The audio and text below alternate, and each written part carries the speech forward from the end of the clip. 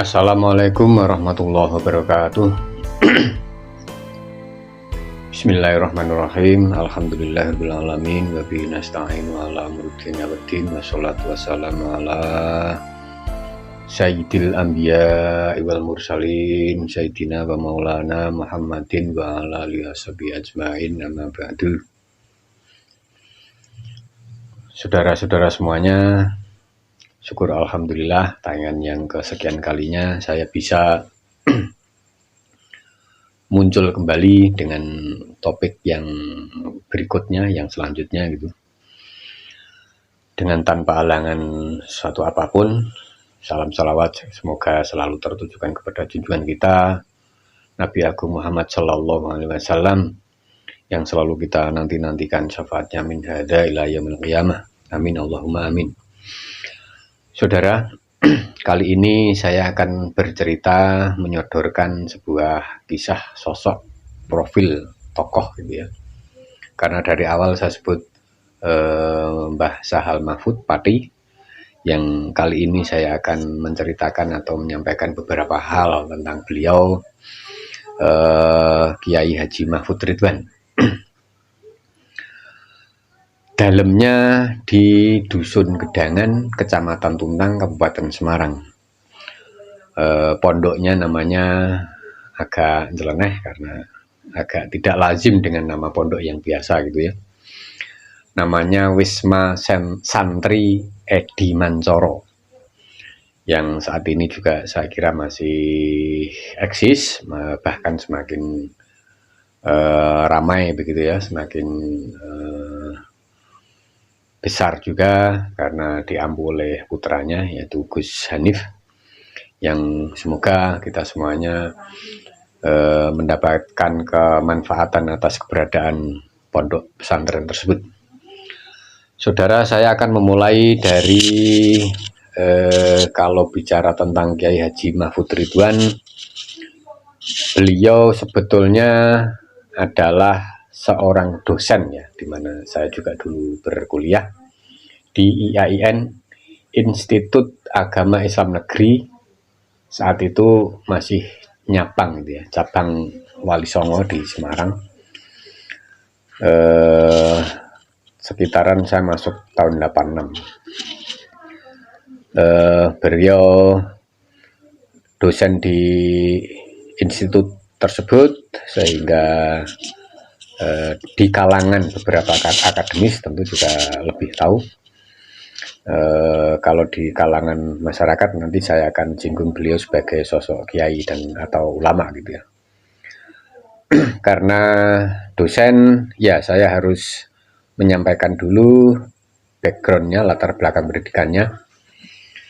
Beliau pernah belajar di Timur Tengah belasan tahun. Salah satunya yang saya tahu adalah kuliah di Universitas Baghdad bersama dengan Gus Dur dan Gus Mus, teman akrab dia. Ya, teman akrab karena terbukti Pak Mahfud Ridwan, Pak Kiai Mahfud Ridwan ini sering bercerita tentang keberadaan atau sosok Gus Dur dan Gus Mus. Lagi pula saking akrabnya, Gus Mus juga pernah memberikan tausiah pada pada Walimatul Urs ya. Beliau anak Pak Kiai Mahfud Ridwan, Mas Uki atau siapa gitu, saya agak lupa, memberikan tausiah di pesta pernikahan tersebut. Gus Dur ya jelas pada awal-awal presiden itu langsung berkunjung ke beliau, ke rumah beliau Kiai Haji Mahfud Ridwan di pondok pesantren Wisma Edi Mancoro tersebut, sehingga ya tolak ukurnya agak bisa dipahami gitu ya. Selain pasti gagasan-gagasan dan pemikiran-pemikirannya ketika timbul, ketika berinteraksi beliau bertiga, dan bahkan mungkin bukan hanya tiga orang, tetapi mungkin banyak mahasiswa yang belajar di Timur Tengah, sehingga bisa saling tukar pengalaman. Itu yang saya sebut sebagai klasifikasi dosen gitu ya. Sekarang kalau bicara soal sosok Kiai Haji Mahfud Ridwan sebagai kiai atau ulama, tentu ada pengetahuan yang agak berhimpitan tipis gitu ya, karena Timur Tengah tentu gudangnya pengetahuan keagamaan. Terlebih lagi beberapa universitas kenamaan itu tentu ada kajian khusus tentang keislaman ya, tentang keagamaan Islam. Jadi limit-limit tipis dengan sosok atau profilnya sebagai kiai atau ulama. Kita lihat misalnya sebagai kiai sosok ulama ya tentu ada pengasuh wisma pondok pesantrennya itu, tetapi juga saya ingin bercerita sedikit karena ini bagian dari saya belajar kepada beliau, nyantri kepada beliau tentang ilmu-ilmu kemasyarakatan, keislaman, dan mungkin ilmu-ilmu yang praktikal gitu ya, yang implementatif, sehingga saya merasa banyak belajar kepada beliau. Saudara, saya termasuk orang yang beruntung karena bisa nyantri kepada beliau, Kiai Haji Mahfud Ridwan, sampai dengan dalam 2 periode. Karena periode pertama itu ada periode Orde Baru, di penghujung Orde Baru, dan awal transisi, yaitu awal Orde Reformasi yang sampai saat ini kita nikmati ini. Kenapa 2 itu saya sampaikan? Karena penting menurut saya bagi teman-teman gerakan, bagi teman-teman pendamping masyarakat, bagi santri-santri yang ingin juga memperluas cakrawalanya pada keilmuan pemberdayaan masyarakat dan seterusnya. Sehingga rasanya sekali lagi ini penting dan bisa jadi ini kita kupas terus, kita analisa terus, kita kaji terus sehingga ada pengkayaan gitu. Saya katakan tadi pada era penghujung Orde Baru ya.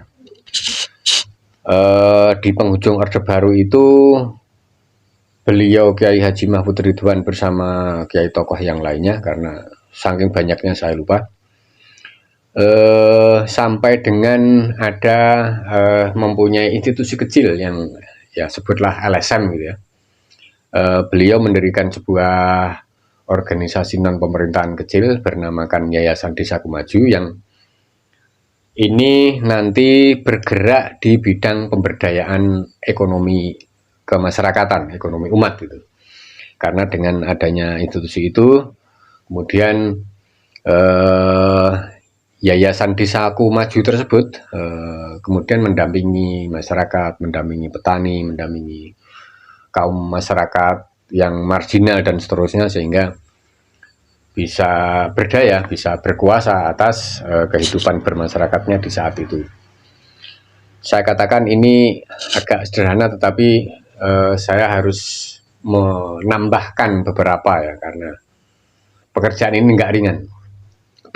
Bayangkan saja, pada suatu pelatihan ke petani itu dibubarkan oleh Babinsa, dibubarkan oleh Koramil atau Polsek sekitar itu terjadi juga. Itu artinya betapa besar perjuangannya, mesti kelihatannya kecil, skupnya kecil, tetapi tantangannya itu adalah sangat besar. Bahkan kita bisa menghadapi kelas intelijen yang kelas nasional, regional gitu. Nah, di beberapa tempat saya juga ngalamin, karena saya ikut nyantri terus, sehingga di beberapa pelatihan saya ikut mendampingi, saya ikut berlatih, saya ikut belajar, memfasilitasi dan seterusnya. Ini yang kemudian Yayasan Desaku Maju saat itu mendampingi ratusan, banyak sekali kelompok, bahkan saya sampai lupa. Ini juga buah dari gagasan beliau Kiai Haji Mahfud Ridwan untuk bagaimana sebetulnya berkiprah pada pada masanya gitu. Otomatis karena masa Orde Baru harus membutuhkan action atau kegiatan yang bisa mencerdaskan gitu, kritis, karena situasi saat itu memang beku, demokrasi tidak berjalan, otoritas sangat kuat, sehingga masyarakat tidak leluasa untuk berkembang begitu. Ini saya pikir juga ramai ya, bukan hanya sosok Kiai Haji Mahfud Ridwan saja, pasti kiai-kiai yang lain yang mempunyai perspektif pemberdayaan masyarakat tentu mengalami hal yang sama. Bagaimana mendekati, bagaimana membina, mendampingi masyarakat supaya mereka berdaya atas sumber daya alam yang ada di sekitarnya itu. Ini yang penghujung peran beliau di penghujung Orde Baru sampai dengan Orde Baru tumbang saat itu di 1997 ya, sekitar itu. Nah, pada masa transisi tipis antara mulai 97 sampai 99 gitu kira-kira. Ini juga saya melihat kiprah beliau yang yang agak unik tanda petik, karena nanti kita bisa lihat uniknya di mana. Bayangkan saja seorang tokoh kiai ulama begitu ya, yang kemudian juga dekat dengan para aktivis mahasiswa pro demokrasi saat itu, mempersiapkan basis-basis massa untuk aksi besar-besaran di kota Salatiga, di lapangan Pancasila saat itu. Itu artinya juga untuk menyongsong kegiatan atau desakan-desakan masyarakat lain ketika menuntut Soeharto mundur saat itu. Sehingga di Salatiga, saya bisa ceritakan di Salatiga, Kabupaten Semarang, beliaulah seorang kiai, seorang pengasuh pondok pesantren yang bisa disebut menggerakkan kekuatan masyarakat untuk menyambung gayut dengan kekuatan yang lainnya untuk menuntut pembubaran atau orde yang dipimpin oleh Presiden Soeharto saat itu. Dan nyatanya memang betul saat itu ada gelombang aksi yang lumayan besar untuk tingkat lokal ya, di tingkat kota dan kabupaten gitu, sehingga ini menjadi kekuatan lain bahwa di Senayan sana juga ada desakan, di masyarakat yang paling terpencil sekalipun di kota kecil seperti Salatiga juga ada desakan, sehingga pada akhirnya saat itu bulan Mei itu ada terjadi pelengseran atau pengunduran diri sang presiden yang sudah berkuasa sekitar 30 tahunan untuk lengser dan berhenti. Dia menyatakan berhenti memimpin negara ini untuk kemudian kita desain secara bersama-sama menjadi orde reformasi. Bayangkan saudara, seorang kiai yang tentu sebetulnya lebih ke ngaji ke pondok pesantren gitu ya kira-kira, tetapi di akhir-akhirnya juga mendampingi dan bahkan ikut orasi di aksi-aksi yang ada di lokal, ada di bawah gitu. Ini tentu satu yang saya unik karena sepertinya di Salatiga Kabupaten Semarang hanya beliau yang bisa mendampingi sampai dengan ada aksi desakan publik, desakan massa gitu ya, ada gerakan massa penolakan terhadap Orde Baru yang harus berakhir itu. Itu yang saya sebut sebagai unik karena sekali lagi mungkin untuk teman-teman di IAIN maupun di di perguruan tinggi yang lain di Salatiga juga sangat tahu, sangat ingat betul bahwa beliaulah yang satu-satunya kiai yang bisa ini dengan tekun, dengan sabar dan dengan alasan yang tepat, dan pasti mempunyai dalil nakli yang beliau pegang itu kira-kira ya. Pasca itu bukan hanya sepintas saudara, karena kita tahu saat itu ya saya harus sampaikan sampai dengan 98 ya, itu kan ada intelijennya Soeharto main ya, hampir di kantong-kantong pro demokrasi, kantong-kantong gerakan mahasiswa disisir semuanya, termasuk kami dulu juga ada sedikit kelompok kecil berbasis di IAIN yang kemudian ya harus dikatakan bahwa itu kita ngumpet di pondok beliau gitu. Karena kalau enggak habis sudah, kita dibilas, diciduk oleh intelijen, kan menjadi repot semuanya. Jadi pasca aksi besar-besaran di Mei itu sampai dengan kondisi aman tanda petik ya, saya kira hampir semua mahasiswa aktivis pro demokrasi di Salatiga dan Kabupaten Semarang berlindung di pondok mereka, di pondok Wisma Santri Adi Montoro tadi, di pondoknya Kiai Mahfud. Ini tentu satu hal yang bisa disebut sebagai satu hal yang berbahaya, karena kalau ceroboh bisa sungguhan kita diciduk oleh intelijen gitu. Untung dengan kearifan beliau Kiai Haji Mahfud Ridwan, dengan gaya beliau yang juga tidak arogan di mata intelijen, tapi juga melindungi teman-teman yang ada di yang bernaung di sana, menjadi satu hal yang yang memang harus terjadi seperti itu, karena kalau tidak pasti ceritanya akan lain. Soal kemudian di pemilu awal di 99 ada pemilu yang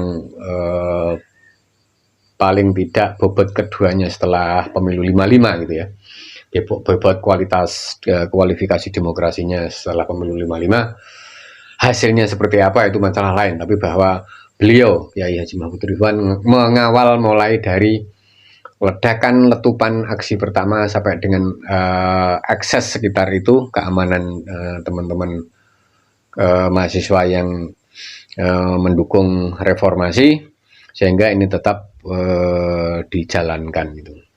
Nah, yang terakhir, karena beliau juga melihat transisi itu kemudian harus kuat di parlementer, beliau bersama Gus Dur, beliau bersama kiai ulama yang lainnya juga mendorong partai yang dilahirkan oleh beberapa ulama, terutama ikonnya adalah Gus Dur yang disebut sebagai Partai Kebangkitan Bangsa. Dan saya kira itu menjadi pengawalan yang pas begitu, kira-kira yang relevan, karena memang pasca runtuhnya ini Orde Baru ini kita harus mengawali juga kehidupan berparlemen secara baik, secara solid, secara punya visi yang kuat begitu, sehingga ini menjadi hal yang pasti harus istilahnya menjadi kehidupan yang harus tidak bisa dihindari selama kita hidup berdalam masyarakat yang bernegara, bermasyarakat ini. Itu kira-kira. Nah, itu serangkaian itu saudara semuanya, dari mulai pemberdayaan ke masyarakat, pemberdayaan ekonomi, pengembangan dan sebagainya, mulai mengawal titik-titik ledakan untuk penolakan reformasi, sampai dengan mengawali kehidupan berparlemen, itu mereka beliau Pak Mahfud Ridwan disebut sebagai peran Khodimul Ummah gitu. Jadi peran-peran yang harus kita lakukan untuk melayani, untuk membantu proses-proses dinamika masyarakat di komunitas-komunitas yang ada. Saya kira ini yang dulu pernah saya sampaikan, ada beberapa item itu ya. Ada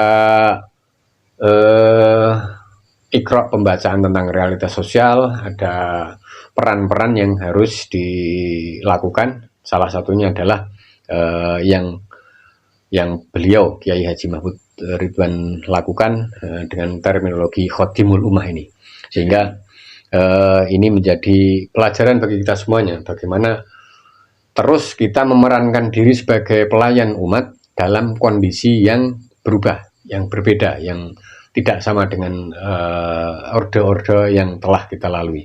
Tentu ini juga menjadi satu evaluasi, tentu untuk tidak stagnan, tidak mandek, karena terus harus berdinamika, harus berubah sesuai dengan kondisi yang ada. Tetapi istilah Khodimul Ummah memang menarik untuk didiskusikan, bahkan untuk dibawa terus gitu, selama kita berpraktek menjalankan pemberdayaan, mendampingi rakyat, bahkan mengorganisir rakyat gitu.